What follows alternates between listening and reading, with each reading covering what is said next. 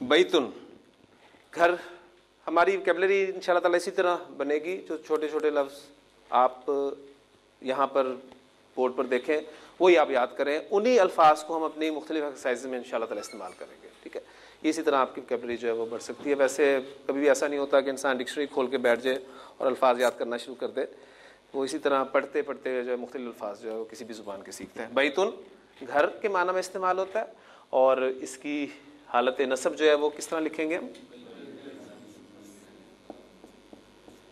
बैतन, अलिफ ज़रूर हमने ऐड करना है क्योंकि ये कायदा है मुनसरिफ अस्मा के साथ, और इसकी हालत जर जो है वो बैतिन। घर की एक और अरबी इस्तेमाल की जाती है दारुन। इन दोनों में फ़र्क क्या है? फिर ये टेक्निकल सी बहस है। जो आप समझ लें कि होम और हाउस में फ़र्क होता है वो बैतुन और दारुन में फ़र्क होता है। इसकी हालत नसब दारन और हालत जर दारिन। तो आपको पता है कि हर घर में एक दीवार भी होती है, जिदारुन कहते हैं दीवार को, जिदारन जिदारिन। ये तमाम अल्फाज जो हैं ये कुरानिक वर्ड्स हैं, ज़हन में रखिएगा। इस क्लास में आपको बैठने का, पढ़ने का दूसरा फ़ायदा जो होगा वो ये भी होगा कि नबी करीम सल्लल्लाहु अलैहि वसल्लम का फरमान है कि मन करा हरफम मिन किताबिल्लाह, जिसने अल्लाह की किताब में से एक हर्फ पढ़ा, फलाहु हसनतुन, तो उसके लिए एक नेकी है। वल हसनतु बि अशरि अमसालिहा, और वो एक नेकी जो है उस जैसी 10 नेकियों के बराबर है। यानी कुरान मजीद का एक हर्फ आप पढ़ते हैं तो आपको 10 नेकियां अल्लाह ताला की तरफ से आपके खाते में लिखी जाती हैं। फिर नबी करीम सल्लल्लाहु अलैहि वसल्लम ने फरमाया कि ला अकुलु अलिफ लाम मीम हर्फ, मैं ये नहीं कहता कि अलिफ लाम मीम एक हर्फ है, वलाकिन यकूल, बल्कि मैं ये कहता हूं कि अलिफुन हर्फ, अलिफ एक हर्फ है, वलामुन हर्फ, लाम एक हर्फ है, व मीमुन हर्फ, मीम एक हर्फ है। तो अलिफ लाम मीम आप पढ़ते हैं तो 30 नेकियां आपके खाते में लिख दी जाती है। तो कभी हिम्मत कीजिएगा, कैलकुलेट कीजिएगा क्लास के अख्ताम के बाद आप अपने खाते में कितनी नेकियां लेके उठते हैं, क्योंकि ये सब के सब अल्फाज जो हैं ये कुरानिक वर्ड्स हैं। किताब,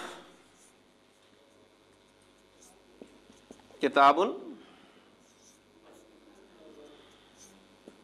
किताबन, किताबिन। कलमुन, कलमन, कलमिन।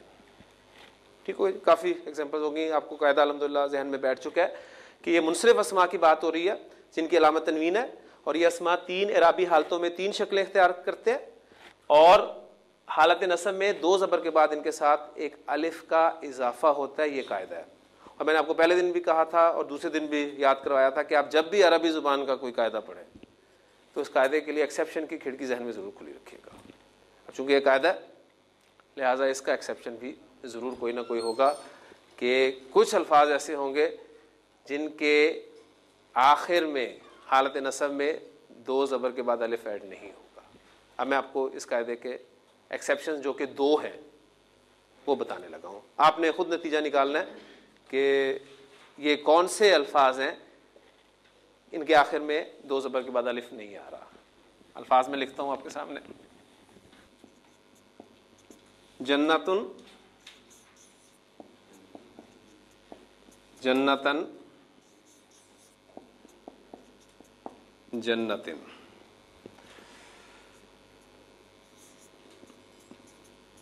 इमराअतुन, औरत के लिए लफ्ज़ इस्तेमाल होता है अरबी ज़ुबान में।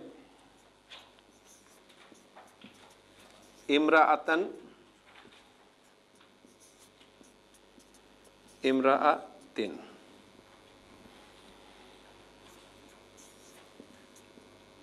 आयतुन, आयतन, आयतिन। तो नतीजा यकीनन आपने निकाल लिया होगा। क्या नतीजा निकला कि ये वो अल्फाज हैं, वो अस्मा है जिनके आखिर में गोलता आप देख रहे हैं। तो वो अस्मा अरबी ज़ुबान में जिनके आखिर में गोलता आती है, वो जब हालत नसब में इस्तेमाल होते हैं तो दो ज़बर के बाद अलिफ ऐड नहीं होता। ये उस कायदे का एक्सेप्शन नंबर 1 है कुरान मजीद में। बल्कि मुझे यकीन है कि आप लोगों ने प्रैक्टिस शुरू कर दी होगी। निकल तक आपको ये हालत रफ़ा नसब जर का बिल्कुल नहीं पता था। जो पहली मरतबा अरबी पढ़ रहे हैं, अब यकीनन वो कुरान मजीद खोलते होंगे तो आप वो गौर करते होंगे यकीनन कि इस पे दो पेश आ रहे हैं, इस पे दो ज़बर आ रहे हैं, इस पे दो ज़ेर आ रहे हैं। तो ये आपकी प्रैक्टिस जो है अल्हम्दुलिल्लाह ये शुरू हो चुकी है। इस कायदे का दूसरा एक्सेप्शन मैं आपको बताने लगा हूँ।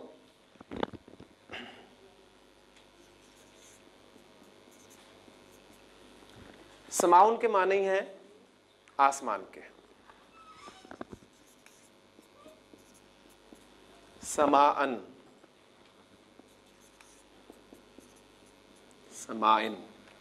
मैंने हालत नसब में दो ज़बर के बाद अलिफ ऐड नहीं किया। माउन, माअन,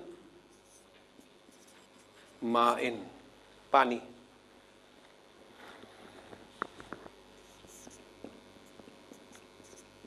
जज़ाउन, बदले के लिए लफ्ज इस्तेमाल होता है।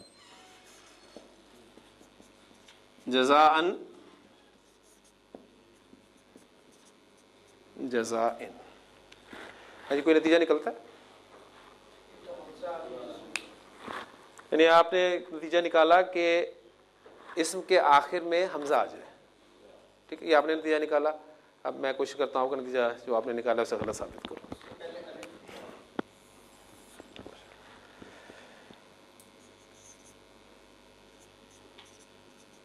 सून, बुराई के लिए लफ्ज इस्तेमाल होता है अरबी जुबान में। सूअन, सूइन।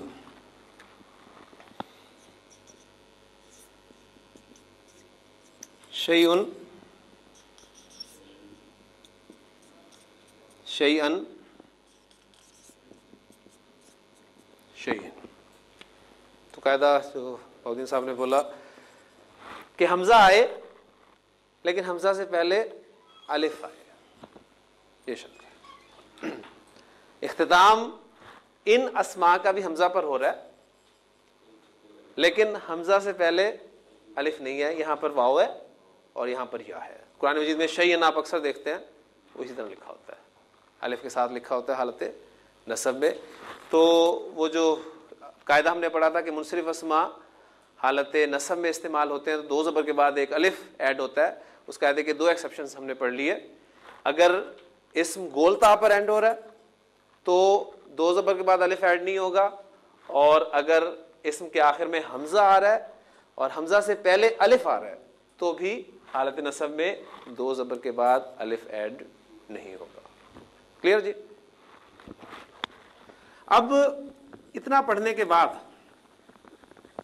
आप लोगों ने सोचा कि कुरान मजीद में हमने जो कुछ पढ़ा है इसमें मुनसरिफ अस्मा के हवाले से उसकी ज़रा एप्लीकेशन तो देखें कि ऐसे ही है। तो आपने कुरान मजीद की सूरत कोई निकाली और कुरान मजीद में आपने सोचा कि 30वां पारा, अक्सर हमें इसकी सूरतें याद होती हैं, तो 30वां पारा मैं खोलता हूँ और कोई सूरत निकालता हूँ और देखता हूँ कि मुनसरिफ अस्मा वहाँ पर कहाँ कहाँ मौजूद हैं और उसकी हालत रफ़ा नसब जर में से मैं कितनी पहचान कर सकता हूँ। तो आपके सामने सफ़े खोलते हुए 30वें पारे की सूरतुल गाशिया, सूरत नंबर 88 खुल गई। आपने सूरह मुबारका को पढ़ना शुरू किया। औज़ु बिल्लाहि मिनश शैतानिर रजीम, बिस्मिल्लाहिर रहमानिर रहीम। हल अताका हदीसुल गाशिया वुजूहुन यौमइज़िन खाशिया। पहली नज़र आपकी पड़ी लफ्ज़ पर, वजूहन पर, फौरी तौर पर पहचान लिया। तनवीन अलामत है मुनसरिफ अस्मा की कि इसम मुनसरिफ है, और दो पेश मुनसरिफ अस्मा पर कब आते हैं? हालत रफ़ा में आते हैं। फिर हालत नसब में और हालत जर में इनकी क्या शक्ल हो सकती है वो भी आप अल्हम्दुलिल्लाह बना सकते हैं, वजूहन और वजूहिन। और चूंकि आपके पास यकीनन कुरान पाक तर्जुमे वाला होगा तो जब ऐसा आप इसका इस लफ्ज़ का तर्जुमा देखेंगे तो आपको मिलेगा कुछ चेहरे, चेहरे यानी ये जमा का लफ्ज़ है, तो इससे आपके जहन में ये भी आएगा कि अच्छा जमा के लफ्ज़ पर भी तनवीन आ रही है यहाँ। तो ये सारी चीज़ें जो साथ साथ आपने जो है नोट करती जानी है। वजूही यौमाइज़िन खाशियतुन,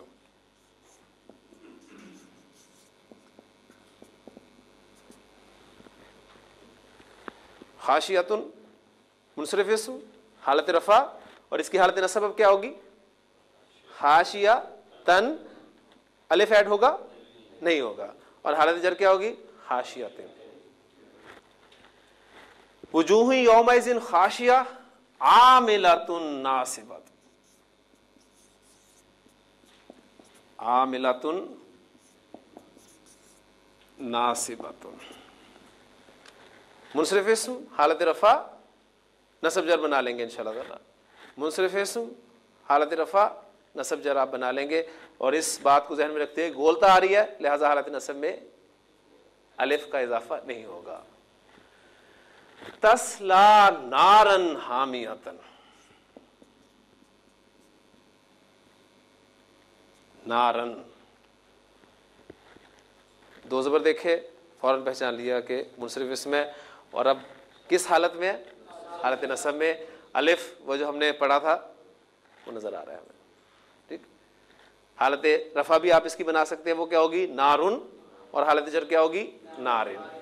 तस्ला नारन हामियतन। और कायदा जो उस कायदे का एक्सेप्शन जो हमने आज पढ़ा है वो कंफर्म भी यहाँ हो गया। हामियतन हालत नसब, गोलता के बाद अलिफ ऐड नहीं हुआ, इसकी हालत रफ़ा हामियतुन, और हालत जर हामियतन। तुस्का मिन आइनिन आनियतिन, आइनिन हालत जर, हालत नसब क्या होगी? आइनन, अलिफ के साथ, और हालत रफ़ा आइनुन। आनियतिन हालत जर, नसब क्या होगी? आनियतन, दो ज़बर के साथ, अलिफ के बगैर, और हालत रफ़ा आनियतुन। लैसा लहुम तआमुन, तआमुन इल्ला मिन ज़रीइन। मैं थोड़ा टेम्पो फास्ट कर रहा हूँ, अब आप पहचान रहे हैं, मैं सारी बातें नहीं दोहराऊंगा, ठीक। ला युस्मिनु वला युगनी मिन जूइन, वजूही यौमाइज़िन नाइमतुन।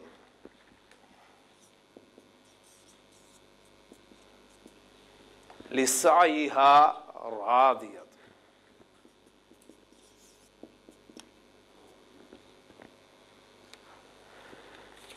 उसके बाद फिर आपने आगे देखा फी जन्नतिन आलियतिन,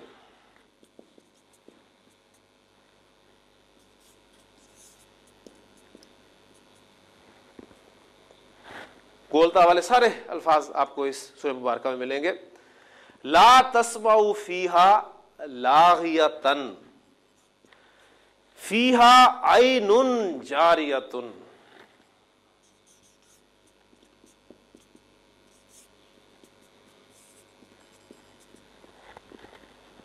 फीहा सुरुरुन मरफूअतुन व अकवाबुन मौदूअतुन। मैं तजवीद के कवायद के बगैर कोशिश करूँगा कि आपको अरबी पढ़ाऊँ ताकि आप लफ्ज़ को अच्छी तरीके से समझ सकें, वरना इसको तजवीद के अतबार से अकवाबुम पढ़ना था मुझे, तनवीन के बाद मीम आ रहा है, तो लिहाजा उसको मर्ज करके पढ़ना था, लेकिन मैं अलग अलग पढ़ूँगा ताकि आपको सारी चीज़ें जो है वो सही तरीके से क्लियर हो। व अकवाबुन मौदूअतुन व नमारिकु, अब नमारिकु आपने देखा तनवीन नहीं आई, तो फौरी तौर पर आपके जहन में आया कि अभी हमने 85% ही पढ़े हैं सिर्फ। व नमारिकु मसफूफतुन व ज़राबियु मबसूसतुन। तो 18 आयात जो है, 16 आयात बल्कि सूरतुल गाशिया की यहाँ तक मुताला करने के बाद हमें बहुत सारे अस्मा जो है उनका मुनसरिफ होना, उनकी हालत रफ़ा, नसब और जर तीनों शक्लें आपके सामने इस सूरह मुबारक की आयत में आ गई। तो अल्हम्दुलिल्लाह ये एक अच्छा साइन होता है कि जो कुछ पढ़ा है आपने उसकी एप्लीकेशन साथ साथ होती जाए कि हाँ जो हम पढ़ रहे हैं वो हमें समझ भी आ रहा है। तो ये हमारे मुनसरिफ अस्मा थे जो कुल अस्मा का 85% है और 3 हालतों में 3 शक्लें इख्तियार करते हैं। इनकी अलामत तनवीन है। अब हम बाकी कितने फीसद रह गए? 15%। 15% में से तकरीबन 13% अस्मा ऐसे हैं जो 3 हालतों में 2 शक्लें इख्तियार करते हैं। हालतें 3 हैं लेकिन शक्लें उनकी 2 होंगी। एक शक्ल कम हो गई, तादाद कम हो गई, एक शक्ल भी कम होगी। ठीक, नतीजा आपने निकालना है कि कुछ और भी फिर कम होना चाहिए।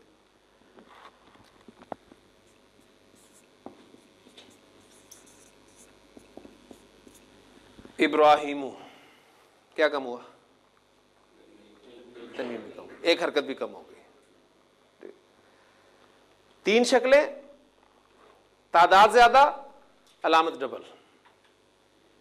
2 शक्लें, तादाद कम, अलामत भी कम हो गई। ठीक, अब जो सवाल पैदा हो रहा है कि कौन सी 2 हालतों की शक्ल एक ही होगी। ठीक, वो अभी मैं एक एग्जांपल लिख देता हूं तो क्लियर हो जाएगा इंशाल्लाह ताला। इब्राहिमा,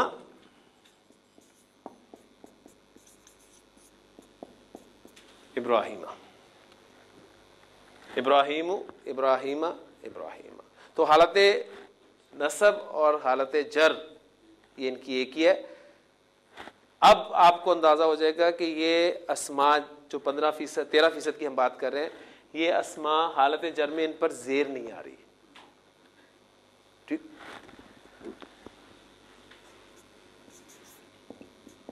ज़ैनब,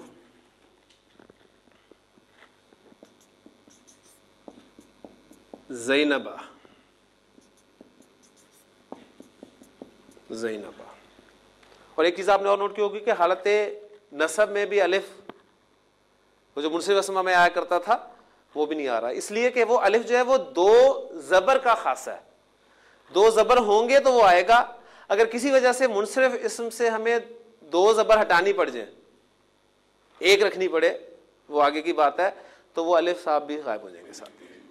वो उसी सूरत में आते हैं जब मुनसरिफ इस्म पर 2 ज़बर आती हैं तो वो अलिफ ऐड होगा, वरना वो अलिफ भी गायब हो जाएगा। तो इसमें चूंकि 2 ज़बर वाली बात ही नहीं, लिहाजा वो अलिफ यहां से भी गायब है। ज़ैनबु, ज़ैनबा, ज़ैनबा। उसामतु, उसामता, उसामता।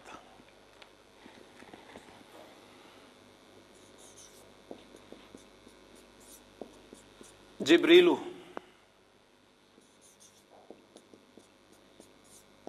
जिब्रीला, जिब्रीला।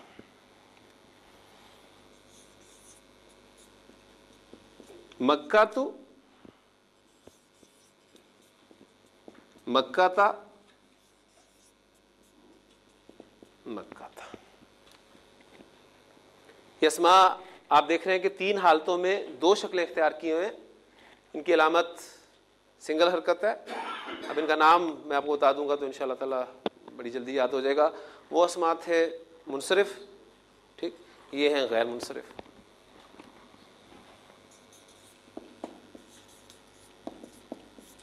अरबी जुबान में तकरीबन 13% अस्मा ऐसे हैं जो 3 हालतों में 2 शक्लें इख्तियार करते हैं, उन्हें हम गैर मुनसरिफ अस्मा कहते हैं। और इन अस्मा की अलामत जो है वो अकैरी हरकत यानी सिंगल हरकत है। अब सवाल जो ज़हन में पैदा होता है कि कौन कौन से अस्मा हैं जो अरबी ज़ुबान में गैर मुनसरिफ अस्मा इस्तेमाल होते हैं। हमें कैसे पता चलेगा कि ये इसम जो है अरबी ज़ुबान में गैर मुनसरिफ है कि मुनसरिफ है। ठीक, इसके बारे में ध्यान में रखिएगा कि ये अरबी ज़ुबान का इंतहाई पेचीदा और मुश्किल तरीन टॉपिक है, गैर मुनसरिफ अस्मा की पहचान करना।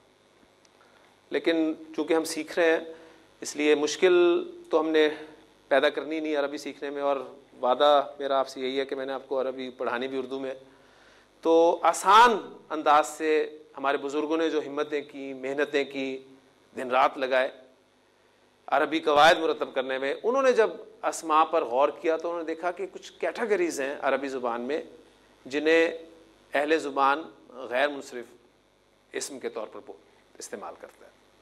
वो कैटेगरीज कौन कौन सी हैं वो मैं आपके सामने रखता हूँ, लेकिन बात वही है कि नताइज आप पर छोड़ते हुए नतीजा आपने निकालना है। ठीक, तो कौन किस किस कैटेगरी में अस्मा आते हैं।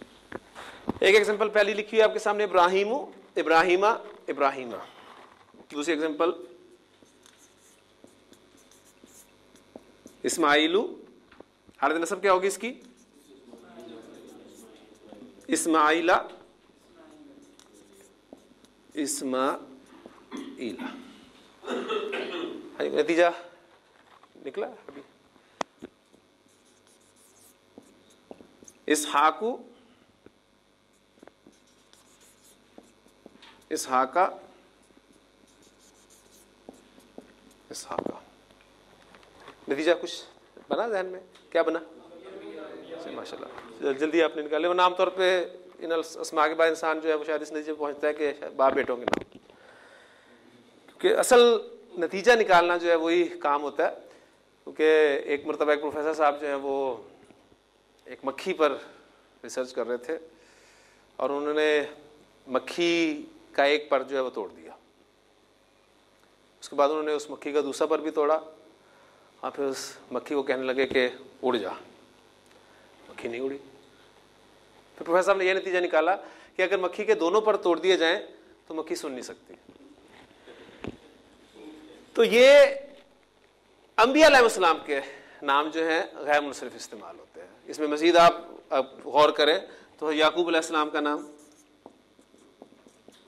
याकूबू, हालत नसब और जर आप पे छोड़ो, याकूबा, याकूबा। यूसुफू, यूसुफा, यूसुफा। यूनुसु, यूनुसा, यूनुसा। अय्यूबू, अय्यूबा, अय्यूबा। ठीक हो गया जी।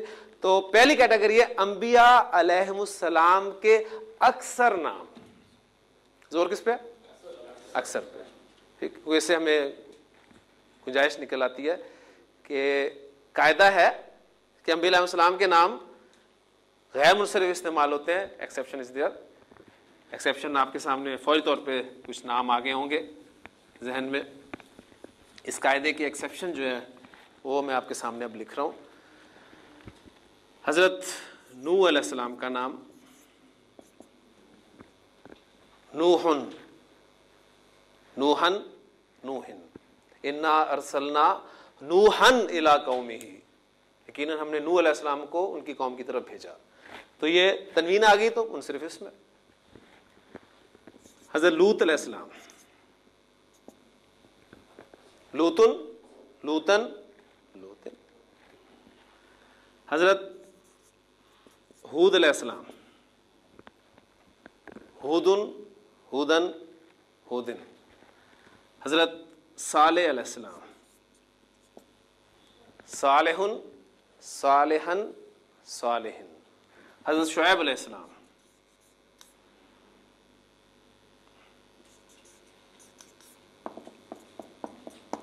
शुएबुन, शुएबन, शुएबिन। और फिर सबसे बड़ा एक्सेप्शन मोहम्मद सल्लल्लाहु अलैहि वसल्लम, मोहम्मदुन, मोहम्मदन, मोहम्मदिन। फिर कुछ और नाम भी आपके ध्यान में फौरी तौर पे आए होंगे। मूसा, ईसा, याहिया। तो इन अस्मा के बारे में तो आपने फौरी तौर पे जान लिया क्योंकि पढ़ लिए। तनवीन आ रही है, मुनसरिफ अस्मा। गैर मुनसरिफ हमने बाकी आज शुरू कर दिया है। तो ये ना मुनसरिफ है ना गैर मुनसरिफ है। नतीजा क्या निकला कि अभी हमने 2% पढ़ने हैं। ठीक, तो ये डेफिनेटली उस कैटेगरी में आएंगे। तो अंबिया अलैहिस्सलाम के अक्सर नाम जो है अरबी ज़ुबान में गैर मुनसरिफ इस्तेमाल होते हैं। ये हमारी पहली कैटेगरी। दूसरी कैटेगरी आयशा, आयशता, आयशता।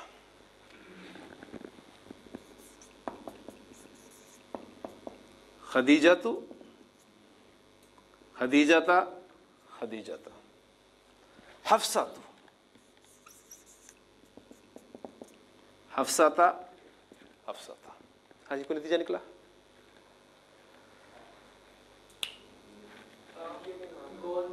गोलदा पर खत्म होने वाला है।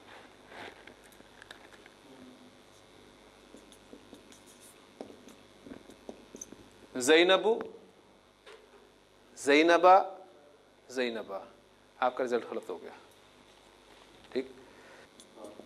फातिमातु, फातिमाता, फातिमाता। अरब मुन्नस अस्माए आलाम, जो अरब खवातीन के नाम है, जो छोटे भाई ने रिजल्ट निकाला कि लड़कियों के नाम, यानी जो अरब औरतों के नाम है, ठीक, वो भी गैर मुनसरिफ इस्तेमाल होते हैं। इसमें भी एक आधा एक्सेप्शन है, उसे छोड़ेंगे। एक आधे को हम कौन नहीं कहेंगे, क्योंकि वो चूँकि कुरान मजीद में भी इस्तेमाल नहीं हुआ, इसलिए हम उसे नहीं रखेंगे। मतलब हिंद, हिंदा जो है, हिंद, उसका नाम जो है वो मुनसरिफ इस्तेमाल होता है, उसको छोड़ दें। तीसरी कैटेगरी, उसामतु, उसामता, उसामता।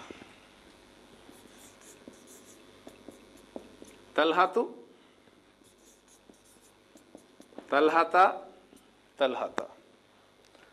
हुज़ैफ़तु, हुज़ैफ़ता, हुज़ैफ़ता। हमज़तु, हमज़ता, हमज़ता। मुआवियतु, मुआवियता, मुआवियता। तो मर्दों के वो नाम जो गोलता पर ख़त्म होते हैं। कुछ औरतों के नाम भी गोलता पर ख़त्म होते हैं, लेकिन अरबी ज़ुबान में कुछ मर्दों के नाम हैं वो भी गोलता पर ख़त्म होते हैं। जिनसे पढ़ेंगे तो इंशाअल्लाह ताला इसके बारे में दिलचस्प बात मैं आपको उस वक्त बताऊंगा। तो तीसरी कैटेगरी हमारी होगी गैर मुनसरिफ अस्मा की, कि मर्दों के वो नाम जो गोलता पर ख़त्म हो, वो अरबी ज़ुबान में गैर मुनसरिफ इस्तेमाल होते हैं। चौथी कैटेगरी नंबर 4,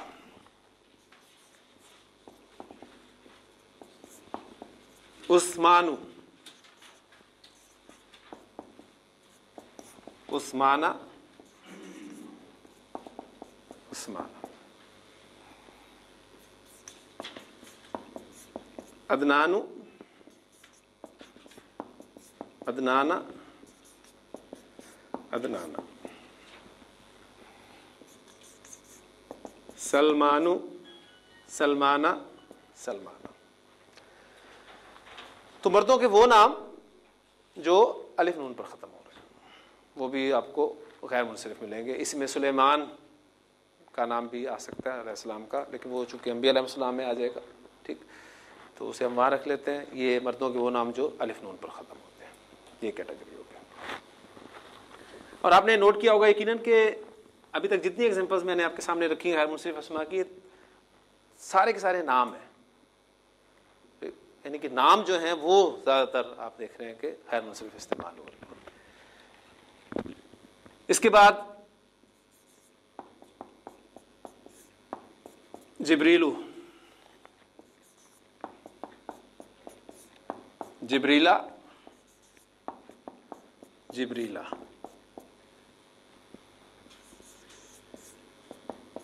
मीकालू, जिसे हम मिकाइल कहते हैं, तो कुरान मजीद में इसे मिकालू प्रोनाउंसिएशन के साथ जो है लिखा गया है और अदा किया गया है। मिकालू, मिकाला, मिकाला। इसराफीलु, इसराफीला, इसराफीला। और सबसे खतरनाक रिश्ते वो कौन है? इज़राइलु, इज़राइला, इज़राइला। इसके अलावा दो फरिश्तों के नाम जो और आते हैं जो कुरान मजीद में, बाकियों से वाक़िफ़ियत नहीं है। हारूतु, हारूता, हारूता, मारूतु, मारूता, मारूता। तो रिजल्ट निकला कि फरिश्तों के नाम अरबी ज़ुबान में गैर मुनसरिफ इस्तेमाल होते हैं। मक्कातु, मक्काता, मक्काता। पाकिस्तानु, पाकिस्ताना, पाकिस्तान। मिस्र, मिस्र, मिस्र। शहरों और मुल्कों के अक्सर नाम, शहरों और मुल्कों के अक्सर नाम अरबी जुबान में गैर मुंसरिफ इस्तेमाल होते हैं। ठीक है, ये कितनी कैटेगरीज हो गई हमारी? 6 कैटेगरीज हमने पढ़ी। इसके अलावा अब चूंकि आपको गैर मुंसरिफ अस्मा का कॉन्सेप्ट देना मुराद था, वो अल्हम्दुलिल्लाह आपके जहन में बात बैठ चुकी है कि गैर मुंसरिफ अस्मा वो अस्मा हैं जो 3 हालतों में 2 शक्लें इख्तियार किए हुए। इनकी हालत नसब और हालत जर वाली शक्ल एक ही होती है। इन अस्मा पर तनवीन नहीं आती और ये अस्मा हालत जर में ज़ेर कबूल नहीं करते। ये है कायदा कि ये अस्मा हालत जर में ज़ेर कबूल नहीं करते, और चूंकि ये कायदा है लिहाजा इसका एक्सेप्शन भी ज़रूर होगा। ठीक, लेकिन इस कायदे का एक्सेप्शन आपने बस जहन में रखना कि है, लेकिन इस वक्त बताने का वक्त नहीं है, क्योंकि अभी वो हमने चीज़ आगे पढ़नी है। आगे पढ़े बगैर मैं एक्सेप्शन बता दूंगा तो आपको मज़ा नहीं आएगा, लेकिन उस वक्त आपने मुझे याद दिलाना है, बल्कि मैं भी इंशाल्लाह ताला याद रखूँगा कि गैर मुंसरिफ अस्मा हालत जर में ज़ेर कबूल कर लेते हैं। कब करते हैं? कोई ख़ास कंडीशंस होंगी, ख़ास हालात होंगे जिसमें वो करेंगे। वो इंशाल्लाह ताला जब वो हालात आएंगे तो मैं आपके सामने उस वक्त रखूँगा इसको। बाद में कर रहा था चूँकि गैर मुंसरिफ अस्मा का तारुफ कराना मकसूद था, वो हो गया अल्हम्दुलिल्लाह। अब इसके अलावा भी कुछ मुतफर्रिक अस्मा की आप लिस्ट में ला सकते हैं। फ़िरौन का नाम जो है वो गैर मुंसरिफ है, ठीक, और हज़रत उमर रज़ी अल्लाह ताला अन्हु का नाम गैर मुंसरिफ है। इब्लीस गैर मुंसरिफ है, इब्लीसु, इब्लीसा, इब्लीसा, ठीक। वइज़कुल्ना लिल मलाइकत, वइज़कुल्ना लिल मलाइकत इसजुदू लि आदमा, आदमा, आदमा देख लें, अंबिया अलैहिस्सलाम के नाम है ना, तो आदमु, आदमा, आदमा। वइज़कुल्ना लिल मलाइकत इसजुदू लि आदमा फसजदू इल्ला इब्लीसा, इब्लीसा। या तो आपके अभी तक इल्म के मुताबिक वो हालत नसब इस्तेमाल हुई है या जर इस्तेमाल हुई है, हुई कौन सी है ये अभी आपको नहीं पता, ठीक, क्योंकि एक लेवल होता है, आपको फॉर्म्स याद कराई जाती हैं आप छोटे लेवल पर कि जी ये आपकी वर्ब है हेल्प, ये फर्स्ट फॉर्म है, इसकी दूसरी फॉर्म है हेल्प्ड और तीसरी फॉर्म भी हेल्प्ड है, ठीक। तो अगर आप अभी फॉर्म्स याद कर रहे हैं तो आपके सामने जुमला लिख दिया जाए कि ही हेल्प्ड मी, और आपसे पूछा जाए कि ये कौन सी फॉर्म है, तो आप उस वक्त नहीं बता सकते। आप ये कहेंगे कि जी मुझे फॉर्म्स तो पता है कि हेल्प हेल्प हेल्प, तो मे बी ये सेकंड फॉर्म हो या थर्ड फॉर्म हो,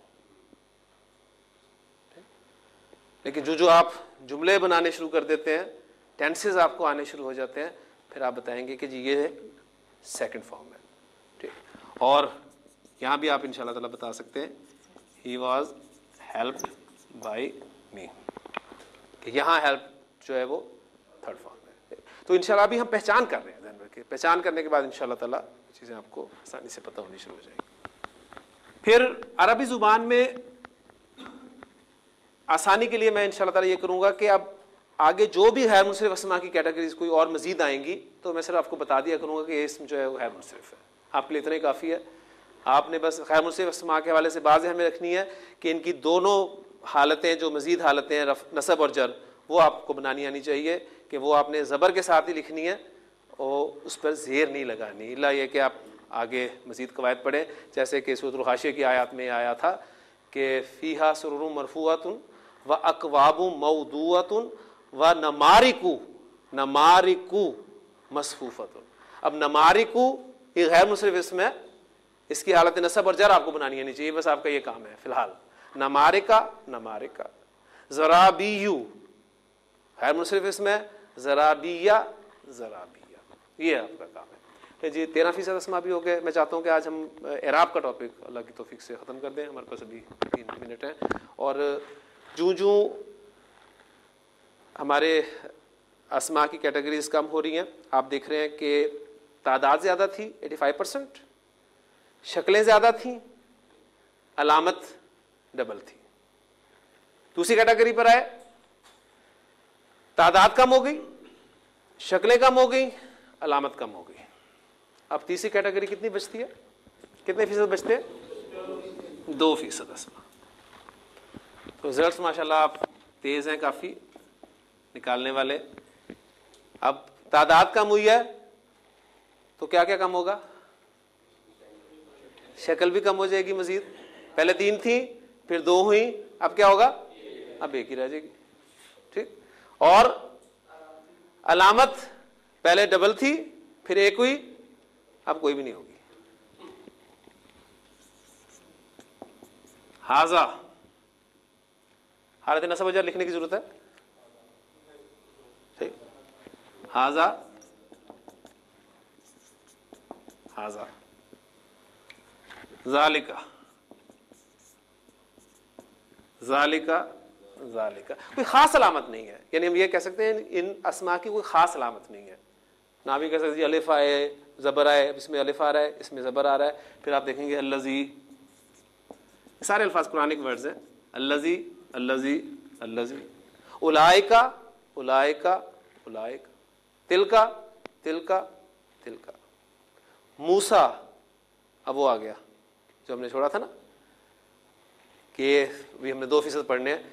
मूसा मूसा मूसा, ईसा ईसा ईसा, याहिया याहिया याहिया। तो ये 2% अस्मा हैं जो तीनों इराबी हालतों में एक ही शक्ल इख्तियार रखते हैं। जो मर्जी हो जाए इन्होंने अपनी शक्ल नहीं तब्दील करनी होती। इन अस्मा को अरबी जुबान में मबनी अस्मा कहा जाता है। मबनी अस्मा है अरबी जुबान के। ये वो अस्मा है कि ज़मी जुम्बत तो जुम्बत, ना जुम्बत गुल मोहम्मद। ठीक, अरबी जुबान के गुल मोहम्मद है, ये नहीं हिलते, जो मर्जी हो जाए इन्होंने नहीं हिलना। तो मबनी अस्मा 2% हैं और इनकी कोई ख़ास अलामत नहीं है।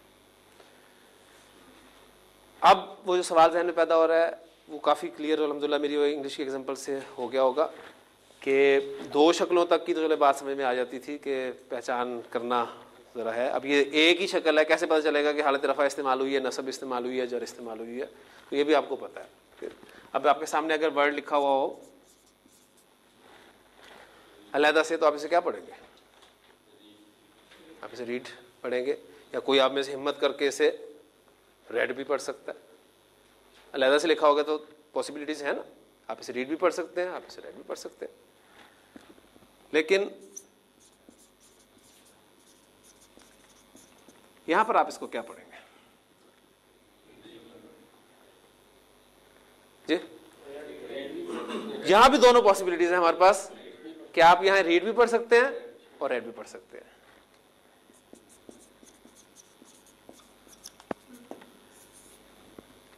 यहां पर आप इसे रीड नहीं पढ़ सकते, ठीक है? यहां पर आप इसे रेड ही पढ़ेंगे। अब ये चीजें आपको कैसे पता चली? आप सीख के आए थे कहीं से, आपने टाइम लगाया, ठीक, अंग्रेजी सीखी, वो अलग बात है कि अभी तक नहीं आई। तो इतना टाइम अगर हम अरबी को दें काश, ठीक, तो पता नहीं हमें अरबी कितनी आ जाए। अल्लाह ताला से दुआ है कि अल्लाह ताला हमें इस जुबान जो कि कुरान मजीद की जुबान है, नबी कसम का फरमान है कि अरबी से मोहब्बत करो 3 वजूहात की बिना पर। इसलिए कि मैं अरब हूं, नंबर 2 अल्लाह का कलाम अरबी जुबान में नाजिल हुआ है, नंबर 3 अहले जन्नत की जुबान अरबी।